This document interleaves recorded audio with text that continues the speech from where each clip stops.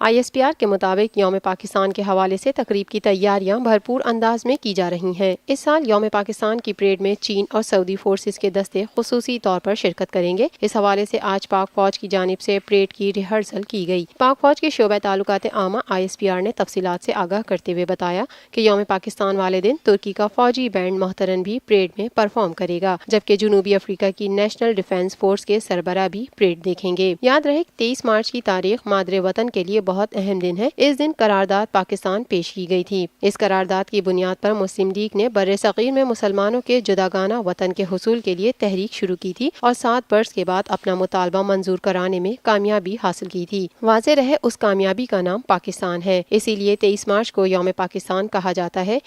पाकिस्तान हम सबका, हम सबका, हम सबका पाकिस्तान, हम सबका, हम सब। मैं सईद अख्तर, तसव्वुर से तस्वीर तक हम सबका पाकिस्तान। हम जिंदा कौम है, ताबिंदा कौम है, हम सबकी है पहचान, हम सबका पाकिस्तान। हमारी तरक्की और खुशहाली का राज इंसाफ और कानून की बालादस्ती में ही है। हम सबका पाकिस्तान, हम सबका पाकिस्तान।